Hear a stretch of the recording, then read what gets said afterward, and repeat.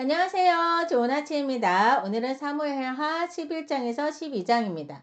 자, 여러분, 하나님 마음에 합한 사람도 무너질 수 있습니다.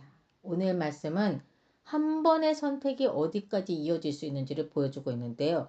이 당시 어떤 상황이었냐? 전쟁 중이었습니다. 그런데 왕인 다윗은 전쟁에 있지 않은 거예요. 그리고 그날 저녁 한 번의 시선이 한 사람의 인생을 무너뜨립니다. 사무엘하 11장, 바로 그 유명한 밧세바 사건입니다.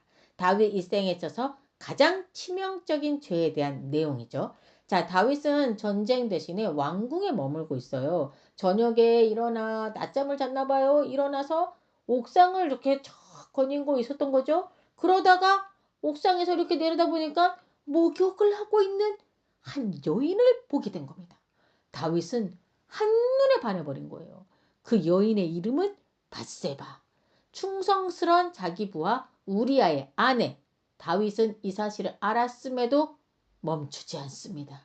욕망이 말씀보다 앞선 순간이었던 거죠. 4절에 보시면 다윗이 전령을 보내어 그 여자를 자기에게로 데려오게 하고 그 여자가 그 부정함을 깨끗하게 하였으므로 더불어 동침함에 그 여자가 자기 집으로 돌아가니라 라고 적혀 있는 걸 보시게 될 겁니다. 자, 여러분, 이 말을 왜 적어 놓은 줄 아십니까? 다 이유가 있습니다.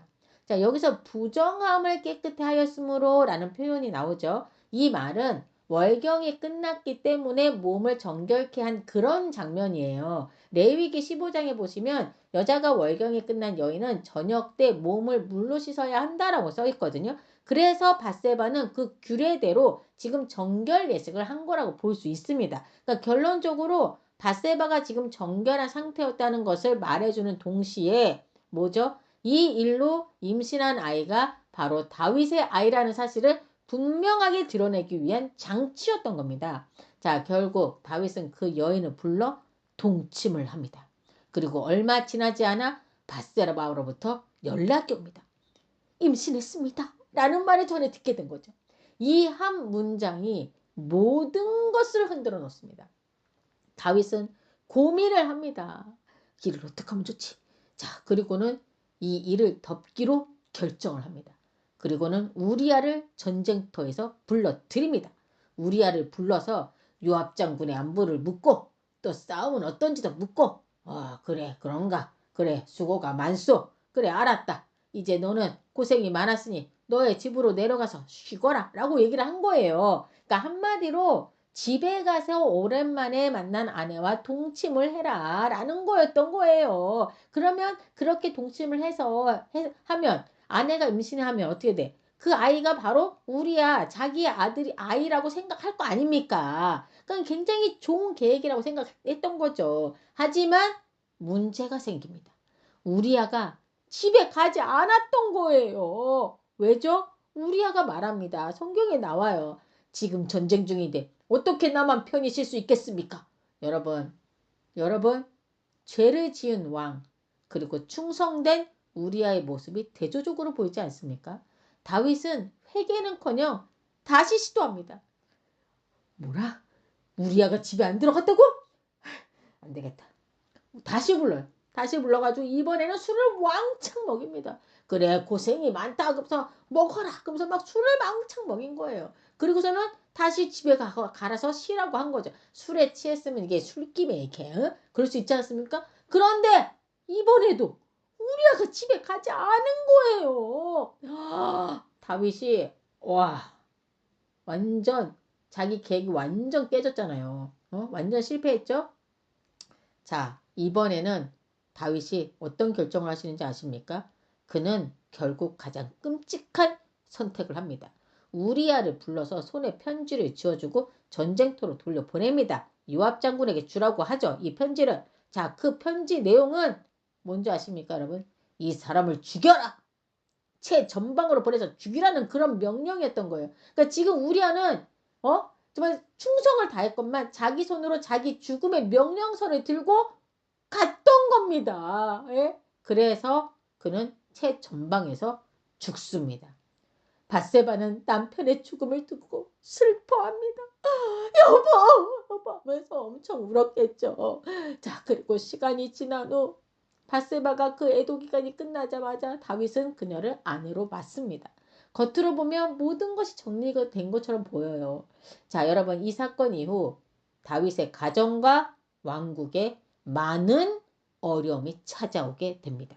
이는 다윗의 죄에 대한 결과로 해석되고 있는데요. 그리고 성경은 말합니다. 여호와 보시기에 악하였더라 라고요. 사람은 속일 수 있어도요, 여러분, 하나님은 속일 수 없습니다. 12장에서는 하나님께서 바로 나단 선지자를 다윗에게 보내서 그의 죄를 지적하십니다. 자, 나단 선지자가 다윗에게 와서 아랠 말씀이 있습니다 라면서 얘기를 해요. 자, 여러분도 한번 들어보세요. 나단 선지자의 말을.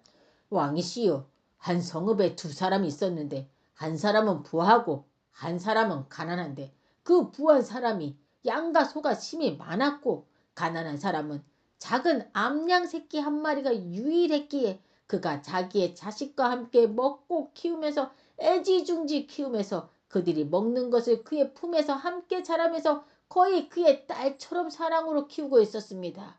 그런데 어느 날 한 행인이 그 부자에게 왔다는 겁니다. 이 부자는 이 행인에게 대접하기 위해서 자기의 소나 양을 잡지 않고 자기의 것은 아껴서 잡지 않고 가난한 사람의 그 암양 새끼를 빼앗아서 자기에게 온 그 사람을 위해서 대접했다는 거 아닙니까? 그래서 그 암양 새끼를 잡았다는 겁니다. 라고 얘기를 해준 거예요.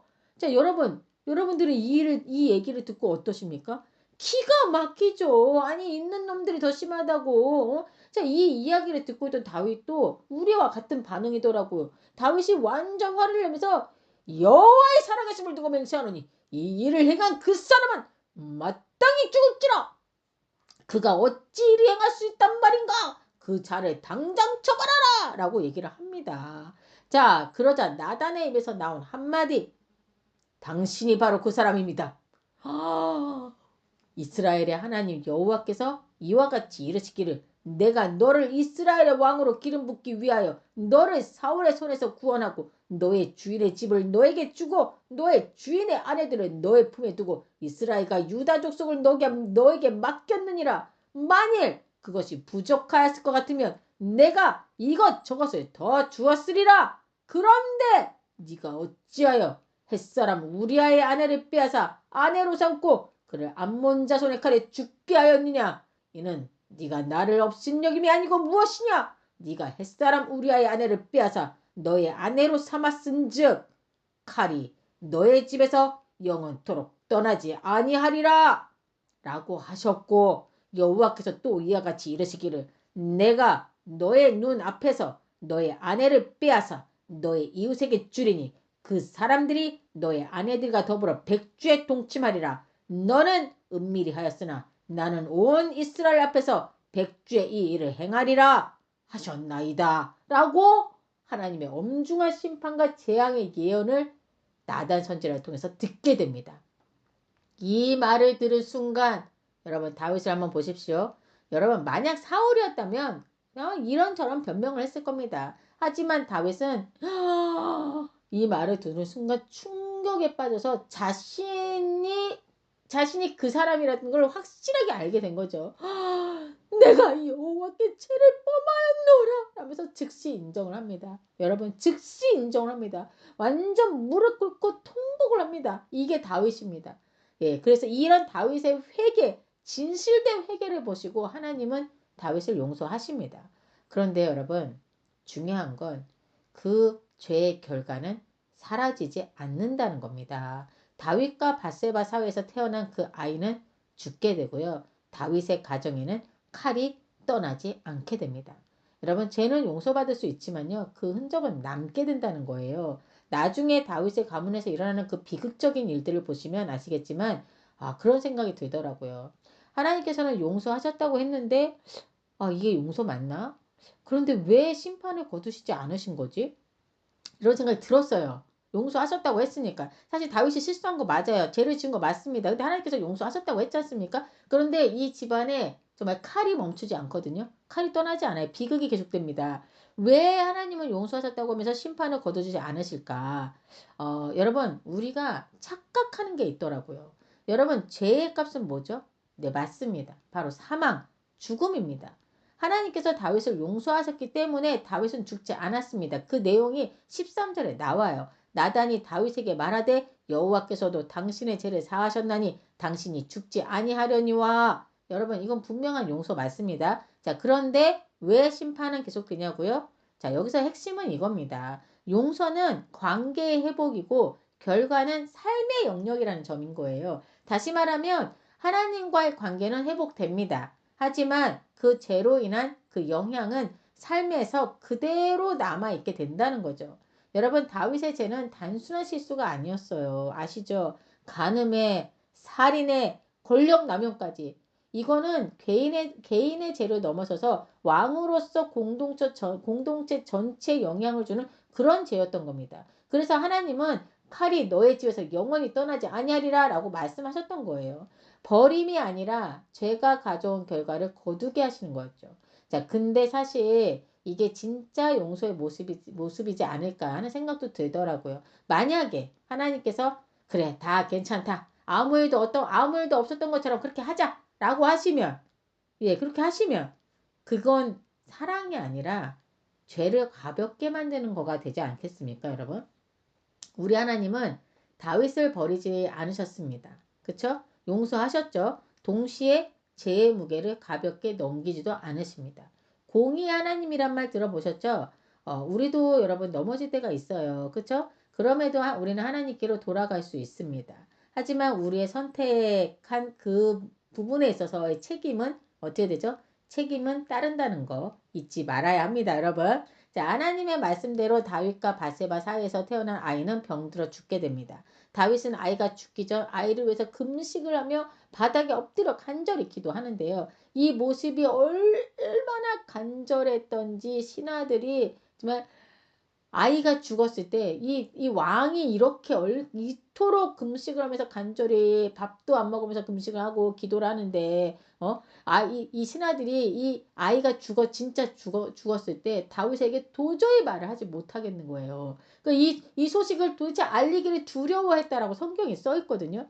자, 아이가 죽었다는 소식을 들으면 어떻게 되겠죠? 다윗이 거의 기절할 정도로 상심이 클 거라고 예상을 하고 다들 다윗에게 알리지도 못하고 자기네들끼리 이를 어쩌면 좋단 말인가 하면서 막 서로 안절부절 막 이러고 있었던 거예요. 자, 다윗은 신하들이 그 안절부절 못하며 서로 수군거리는 것을 보고 아이가 죽었다는 것을 알게 됩니다. 그리고 신하들에게 아이가 죽었느냐라고 묻습니다. 신하들 속고 싶습니다. 아이가 죽었나이다 라고 얘기를 개미 기어가는 목소리 이렇게 막 말을 한 거죠.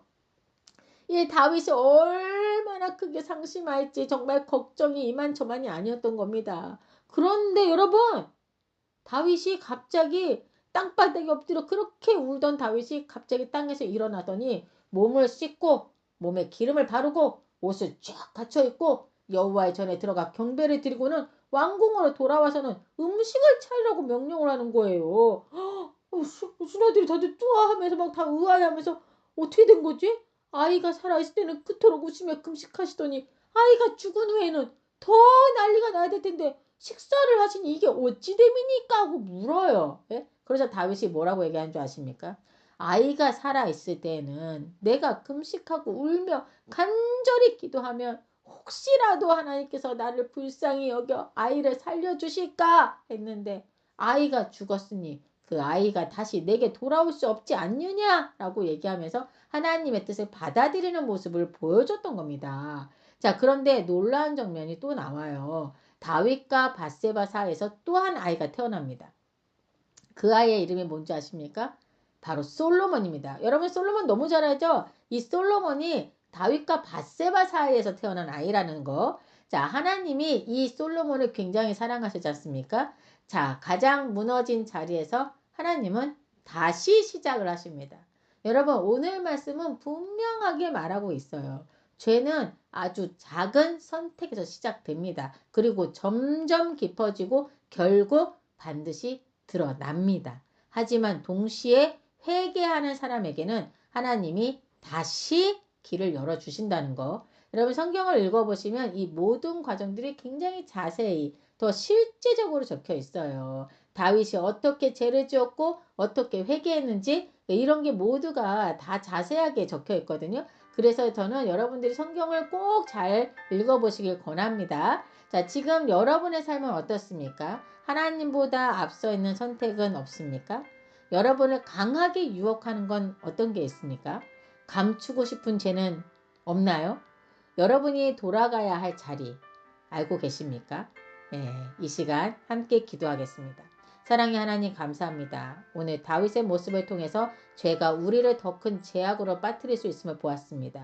그리고 하나님께서 높여주신 다윗이 이제는 교만해져서 왕으로서 남의 아내까지 취하는 모습과 자기 백성들의 목숨까지도 가벼이 여기는 모습으로 변한 다윗을 보았습니다. 주님, 우리가 일상을 살아갈 때 늘 감사함으로 살아가는 저희가 되게 하여 주옵시고, 다윗도 고난 속에서도 주님을 찬양했던 그런 사람이었는데 권력과 명예와 돈이 다윗을 저리 만든 건가 하는 생각이 들지만 우리가 이 모습을 통해서 하나님께서 주신 것들에 늘 감사함으로 겸손하게 나아가는 저희가 될 수 있도록 함께하여 주옵소서. 하나님의 은혜에 감사를 드리며 이 모든 말씀 우리 주 예수 그리스도 이름으로 기도드립니다. 아멘.